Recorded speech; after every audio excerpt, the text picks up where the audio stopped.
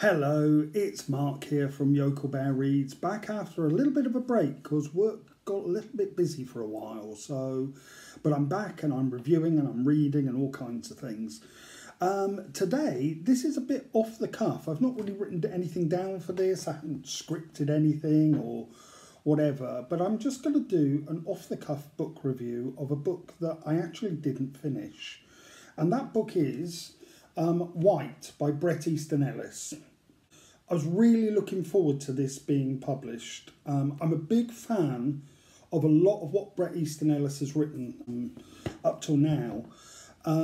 For instance, I think that Less Than Zero, The Rules of Attraction, American Psycho, in their different ways, really nailed a lot of what the 1980s were about. And having lived through that, the 1980s, because I'm no spring chicken,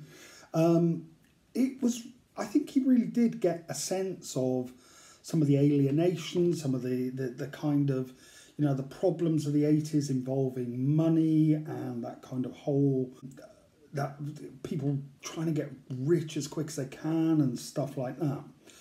So when I heard that he was going to be producing a non-fiction book of essays, of course, I was really, really interested to find out what he had to say.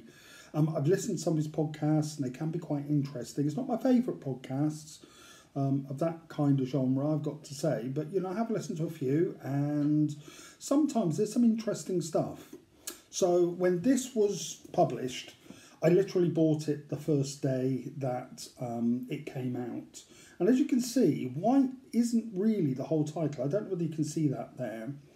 In shiny letters, this intrigued me even more. It says, writer, critic, lover, hater, tweeter, free speaker, transgressive, white, privileged male. And I thought, here we go. This is going to be provocative. I may not, going to agree with all of this, but it's going to be worth reading. It's going to be, something that might challenge me, something that might get me thinking about things in a different way. That's what I thought. This book is the biggest disappointment I've had in years in terms of a book. It starts off really intriguingly with kind of Bret actually kind of describing himself, sat over his computer on Twitter, getting really angry with Twitter. And let's face it, those of us that are on Twitter, we've all been there. Twitter can be an angry place. That's a bit of an understatement sometimes, isn't it? So, I think a lot of, that intrigued me about where's this going. Unfortunately, didn't really go anywhere. Well, it did. Here are a series of essays that are essentially about what Bret Easton Ellis doesn't like. There's a hell of a lot in here. I mean, really, basically what he's writing about here is his own podcast, his own writing, which can be interesting. I really enjoy it when writers talk about their own writing. Alexander Chee's How to Write an Autobiographical Novel, that series of essays is just really interesting and almost poetic. I found this wasn't, and that was the problem. It came across a bit like, when you've been out, you've had a few drinks and you get home and you log on and next thing you know, you're just ranting on social media. That's what this felt like. There's lots of name dropping of famous people, which you expect. He's well connected and what have you. But a lot of it is really just about kind of grudges that he had and fallings out he's had. And it just comes across as a bit of an angry rant. Now, I will say in the interest of balance, there are bits in there, certainly at the beginning, that were quite good. Like his, the first proper essay is really about kind of horror films in the 1980s and how he grew up with that and stuff like that. And that's something that I can really relate to. But all the way through there was just this underlying sense of, God, he's just really angry with everybody. Now, I'm angry a lot of the time. You look at the world, there's a lot to be angry about. But I think this could have been so much more. It could have been more about kind of getting us to think in different ways. But instead, it felt like I was being ranted at. And I got about 2/3 of the way through, and I thought, you know what? Life's too short. I'm not going to finish it. And I'm not one who doesn't finish books. I tend to stick out to the bitter end, which is why my reading rate is probably not as great as other people on BookTube, because I spend a lot of time reading stuff that maybe I should put down. Maybe that's what I need to do in future. Maybe I need to DNF, did not finish stuff. But this was one that I did because I just thought it's just all a bit the same. And it's got a bit of a nasty feel to it. No, actually, that's wrong. Not a nasty feel.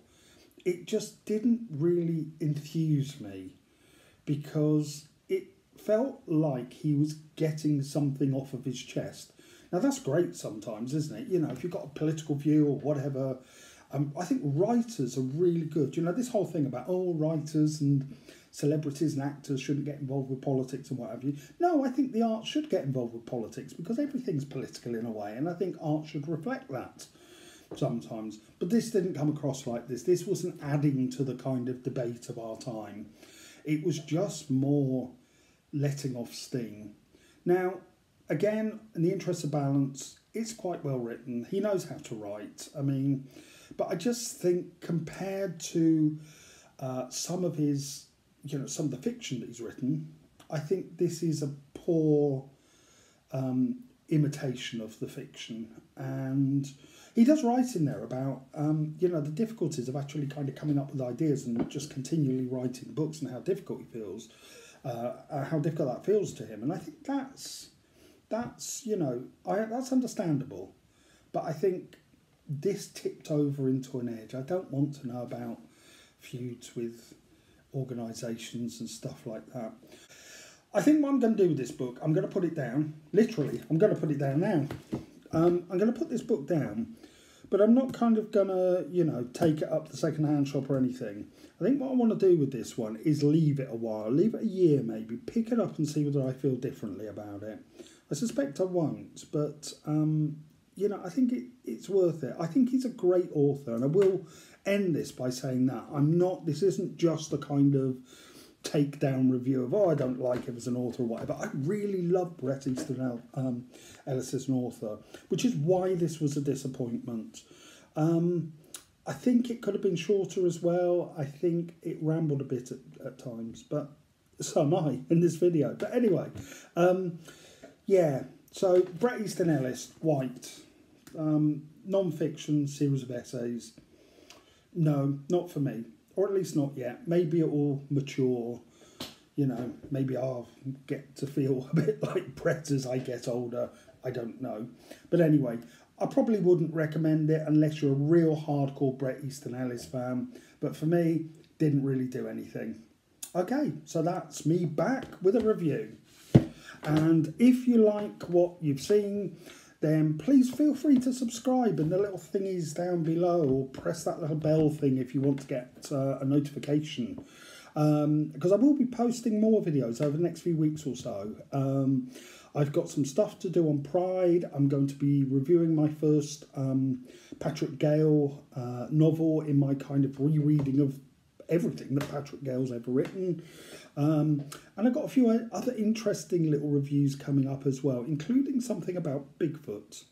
But anyway, I'll leave it at that. So, that's me done, and I will talk to you again soon. Bye.